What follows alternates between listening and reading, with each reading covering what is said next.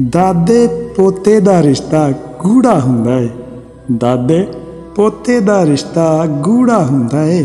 लोग वधावन दूरियां पर दादा दूर ना हुंदा है। पुत तो दूर महीना भी कढ लैंदा है। पुत तो दूर महीना भी कढ लैंदा है। पर पोते तो एक पल भी दूर ना हुंदा है। रब्बा दादे रखी सलामत सिर उत्ते। रब्बा दादे रखी सलामत सिर उत्ते। ओए तालब दादे पोते दा प्यार अनोखा हुंदा है।